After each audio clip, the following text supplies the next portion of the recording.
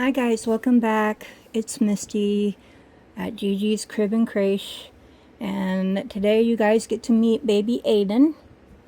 And we're gonna change him. So we're also gonna change Pearl because we cannot not put Pearl in something just absolutely gorgeous. So this is baby Aiden. I don't remember. I think he's like 6 pounds. I don't know. And he likes dinosaurs. So let's see. I don't even really know what to talk about on these things. I got back a little while ago. I went to Walmart and picked up some cat food and some groceries, some water for the dad body to head. This is also I forget the name of the sculpt. Oh, and I just saw the, where is it? Yeah, it's the Ava sculpt, number 182 out of 1800, artist Blue Grandma.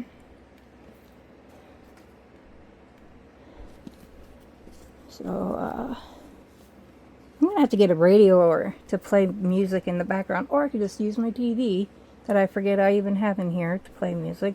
That might be a good idea, because I am not big on silence, and the cat has decided to not be hyperactive. But I gave him catnip treats when he got home. He may have worn himself out. But it's so funny, whenever I leave, it doesn't matter if I'm gone for 10 minutes or if I'm gone for 10 hours, which usually I'm not. 2 hours usually is top. He's right there at the door, whining and complaining that I was gone and I did not take him with me.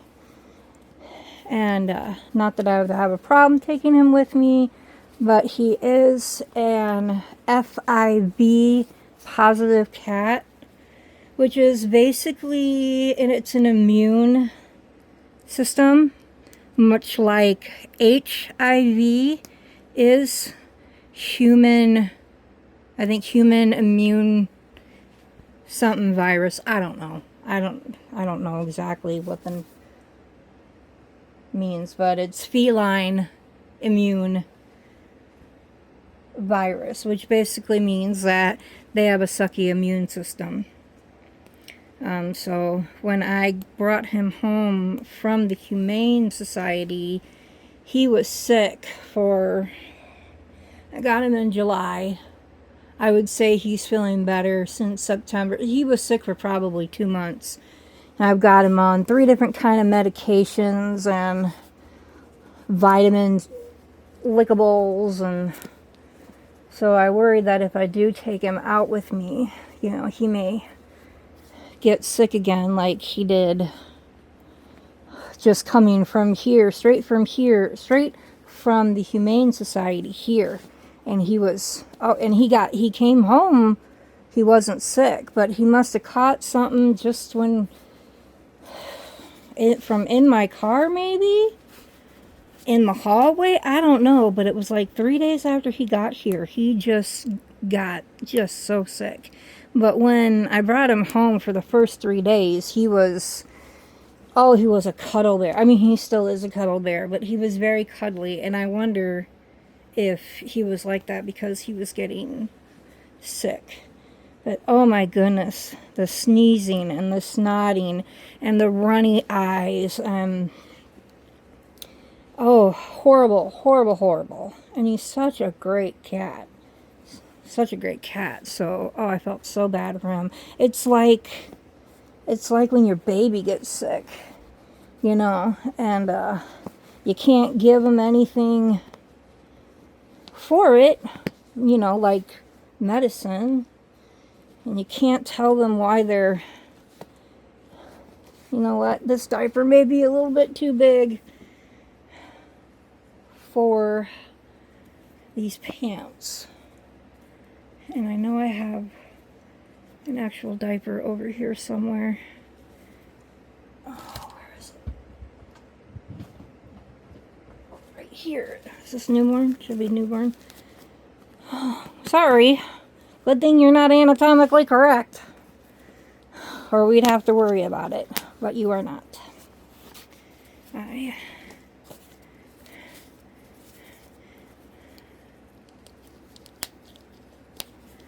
These are so cool.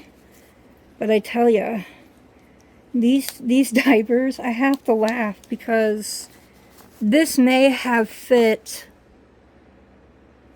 my kids when they were a year old.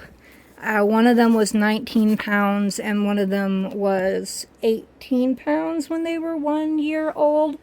Very, very, very tiny babies. And my daughter left the hospital at 5 pounds. But, you know what else would be great? These would be great for is if they made them bigger, adult size, for children who maybe take a little longer to potty train. Because I'm not going to call out, but one of mine was 4 years old. I won't say which one. When they got potty trained. Finally, about 4.5. And one was not even 1. So, you know, it just depends on the child and what their needs are. How long it takes them to potty train. And that one didn't get fully overnight potty trained until he was probably, well, older, a lot older. But he has some problem, you know, so. The other one, basically the best way to potty train is I had wood floors. And I let them go, let them go without underwear or diapers. And I set that potty right in front of the TV or the toys. And, you know, we'd set the watch for about every 30 minutes. Doesn't mean they're going to pee every 30 minutes, but, you know, it's good to get them into the habit of, you know, sitting on it first and foremost is a big deal. Just for them to get used to having to sit on the potty, because it can be scary. I know a lot of kids, they don't even like to flush because they think they're losing part of their body after they use the bathroom. So these obviously are not going to fit. And I just realized I have no boy shoes. Wait a minute, I have a pair of black boy shoes. But those are dress shoes. I'll have to look for some just plain boy shoes. So this is Mr. Aiden. Mr. Aiden. And he is my boy. Yeah, I don't even know why. You're like my other kid. You don't want the pacifier either. But hey, why have a pacifier when you have such a cute little mouth? Look at that smile. I mean, can you get much cuter than that? You really can't. I mean, you just really can't get a better smile than that. So, I'm going to get Pearl now and switch up change her out. So, give me just a minute. Okay, we're back. I had to go get her out of bed. So, anyway, I got the cat stuff, and I looked all over Walmart trying to find something that they said they have that they didn't have. I wish the right hand knew what the left hand was doing when it came to that. Girl, why your head always gotta be so heavy? The left hand of the Walmart in town does not know what the right hand of the Walmart on the app is doing. So I looked all over to find something to get the cat hair off of my clothes when I pull them out of the dryer, because this cat is a shedder, especially on the bottom part of him, and it's white. He's got a white bottom, a white tummy. So, here's a COA, which I don't know if I showed that on the video or not. 795, I did 940 Pearl Marie. And that would be the awake version of her. But, most of my babies, when they were awake, they were screaming. So I'm okay with babies that are asleep. What a cutie. Oh my goodness. Little Aiden is such a cutie. So, me and Pearl, we both like Minnie Mouse and Hello Kitty. Pink Minnie Mouse. So anyway, I got on a cart when I first got in the store, and it said, this will be funny for you guys, and it said it was at 100% charge. You know, the little electric buggies that they got going on, or shopping, I don't know what you call them, the electric carts, because I am disabled, and I have a hard time walking in big stores like that. So I get on this cart, says it's charged at 100%. And I get, I don't know. I don't even know. I get to the back of the store, basically, is where I get to. And I noticed that the thing started going slower, but I really didn't pay any attention. And I looked down, because it just starts getting slower and slower and slower and slower. And I look down, and it's on 15%. So, like, I know I'm a chubby girl, but it does not take that much electricity to get me 500 feet, you know.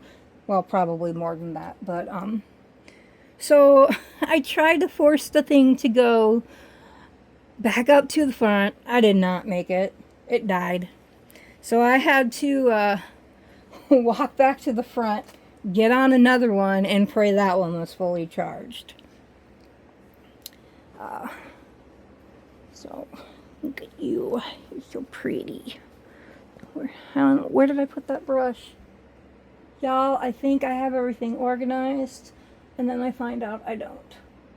Where did I just see that's over there. I'm not getting up off the floor just to go get the brush. I'll brush it off camera when I'm done with the video.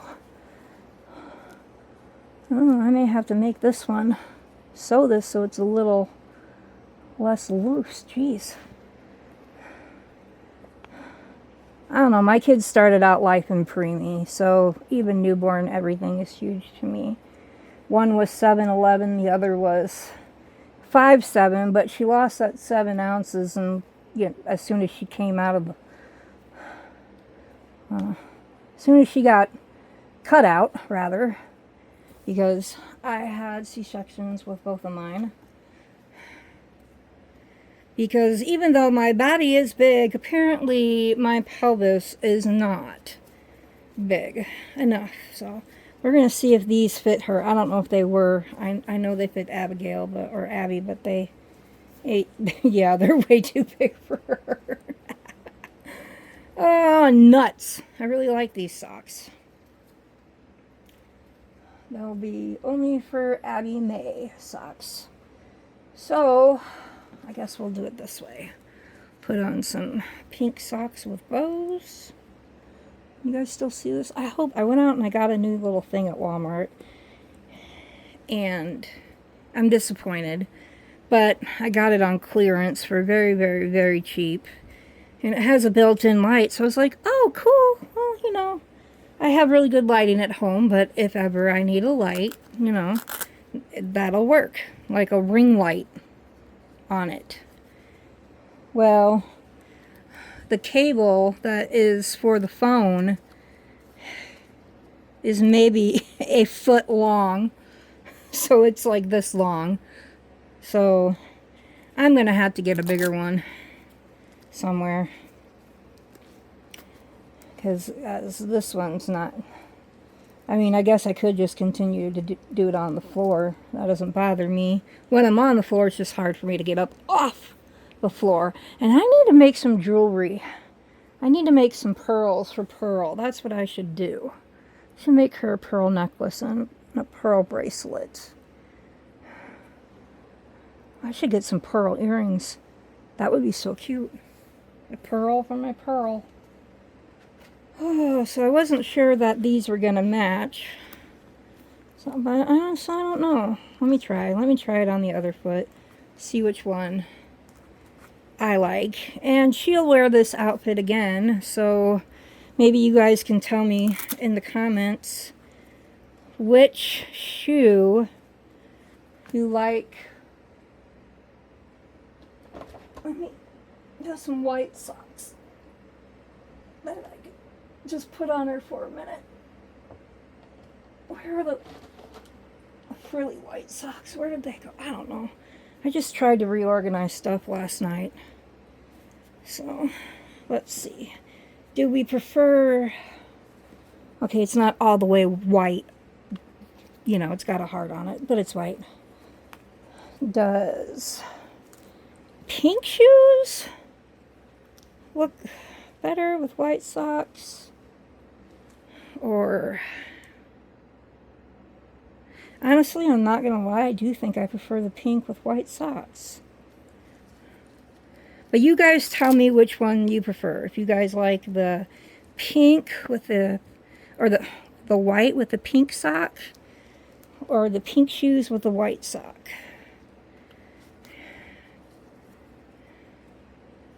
I know I have prettier white socks around here. They're not within reach. And once I'm down on the ground, I only get up to stay up. So, where's the other one? You'll just have to... Oh, wait a minute, wait a minute, wait a minute, wait a minute, wait a minute, wait a minute, wait a minute. Oh, I forgot I had these.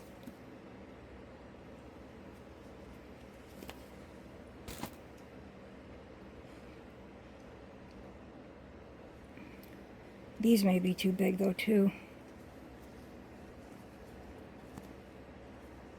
Let's see. I don't know. Those are pretty cute, though. I mean, even if they are knee highs, those are pretty cute. Oh. Okay, I like that. I don't care that they're too big. I really don't. She can have Minnie Mouse knee highs if that's what she wants, and she wants Minnie Mouse. So, there ain't nobody here that has to tell her that she can't wear what she wants or does what she wants to do. And, yep. It's just me and her, so she can wear what she wants. I feel like something's missing, but it's probably her nut, which I don't know where it went. So, anyway, I had an adventure with my cart at Walmart. And I did go to Ross, and I got this blanket.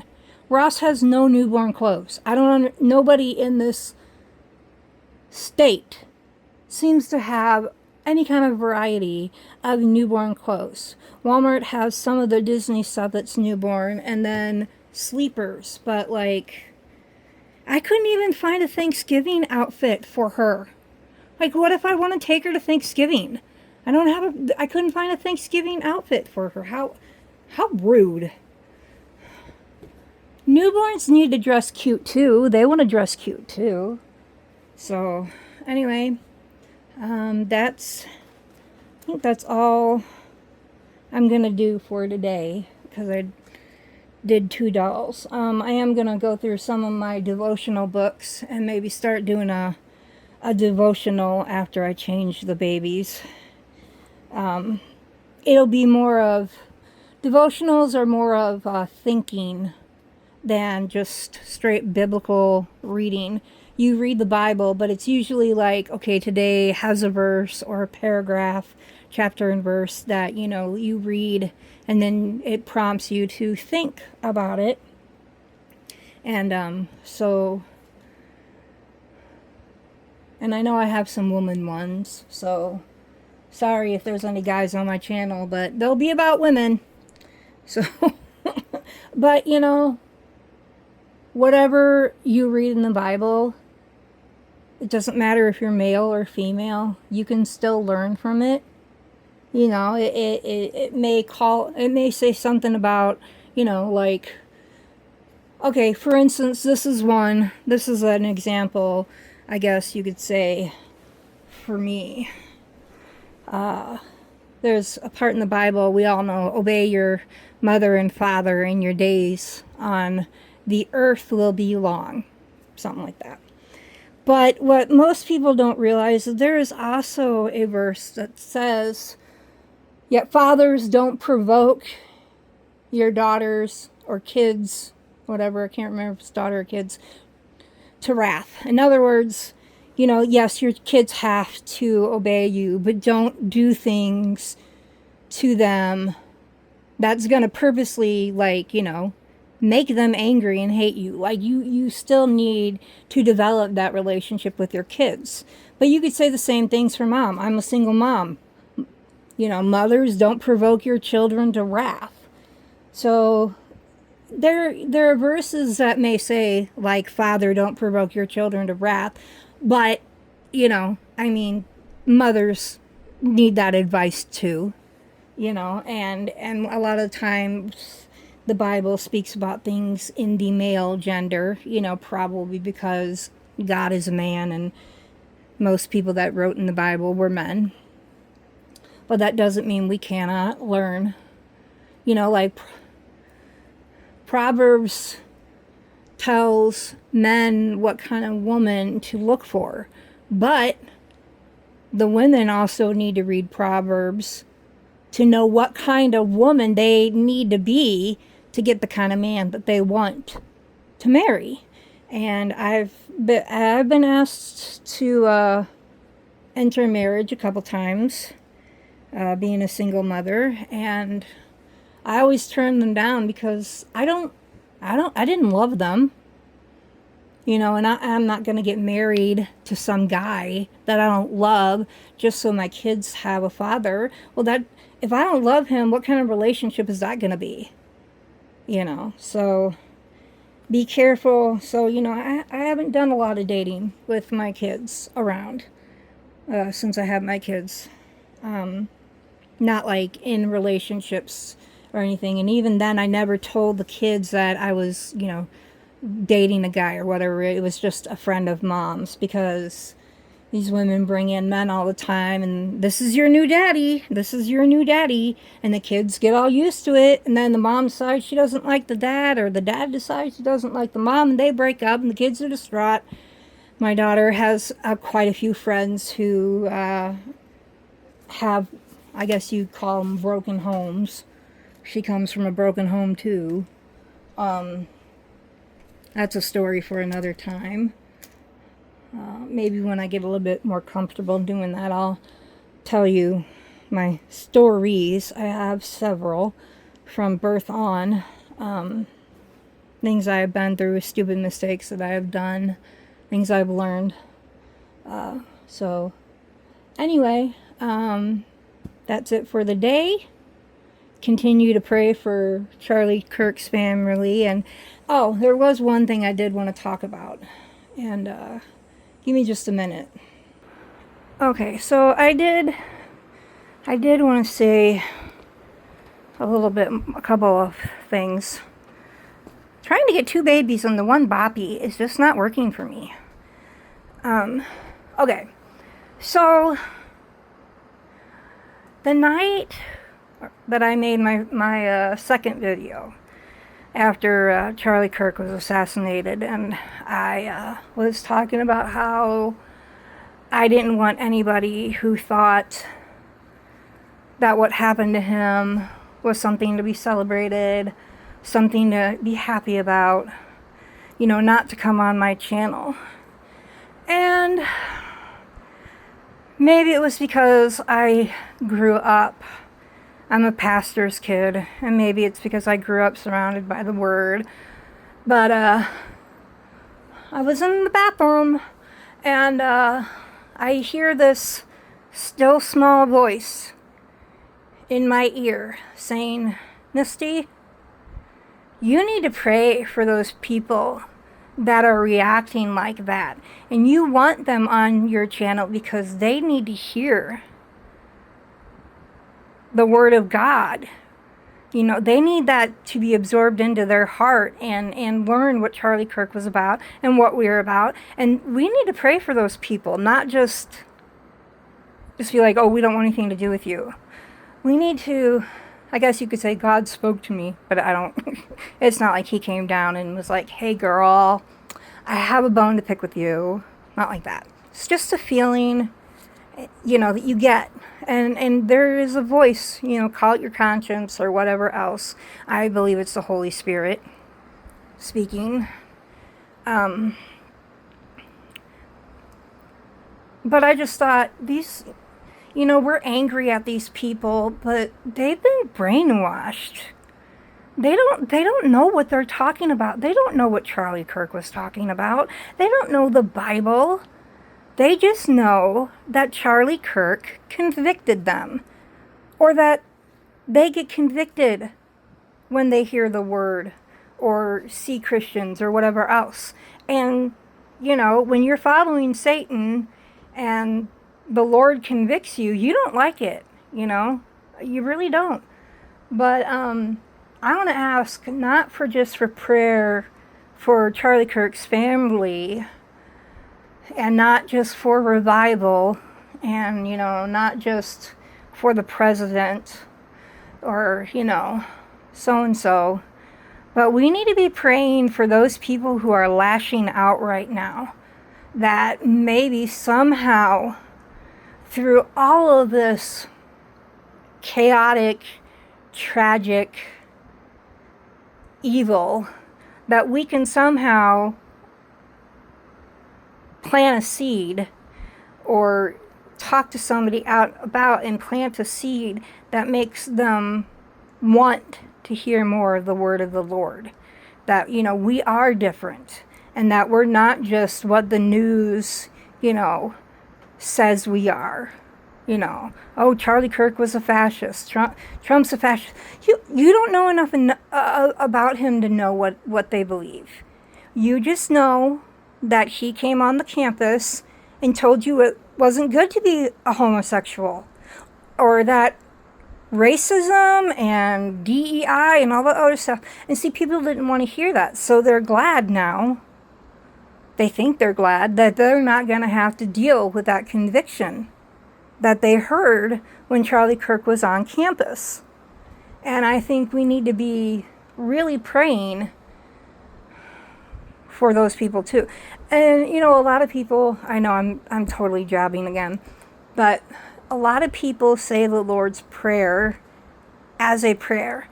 But the Lord's Prayer is actually Jesus's way of giving us a guideline on almost how and what to pray.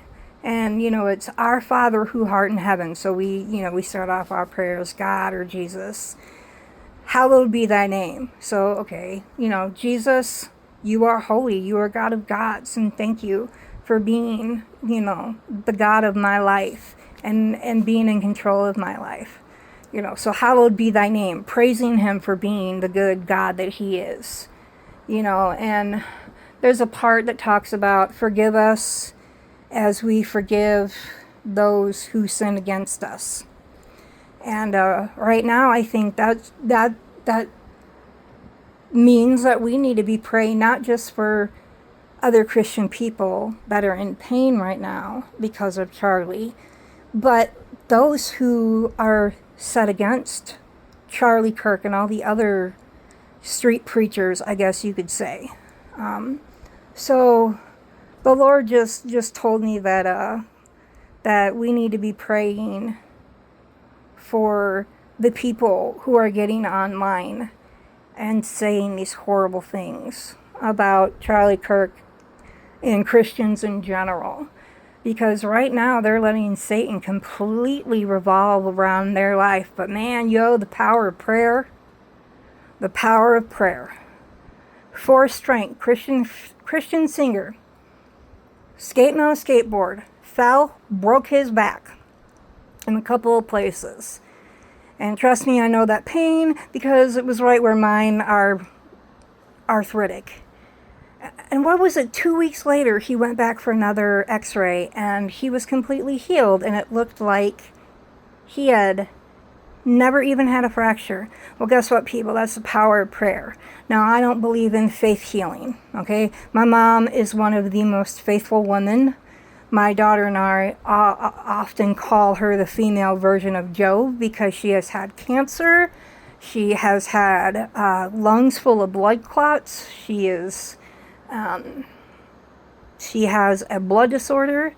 She has to take medicines for the cancer to keep the cancer at bay. She's got to take blood thinners. She's got to take... I mean, the woman is just... And you never hear her once complain. And, you know, as much as mothers and daughters are, she has always been a woman that I thought, man, I want to be like her when I grow up, because she just seems like she never complains. I mean, she complains, but, you know, she never complains. So, you know, let's remember in our prayers everybody. Let's not single anybody out. You know, let's show them that we are not what they think we are. Because I've seen a lot of comments about people being scared of Republican retaliation. And I don't think they understand that we don't retaliate like they retaliate. So, anyway, I'm going to be done babbling. And hopefully I'll get better at this and get better equipment and have more to provide for the channel. I don't know. So anyway, kiss from Aiden, mwah, kiss from Pearl, mwah, and y'all have a great evening. Keep your heads up and your faith strong. Bye.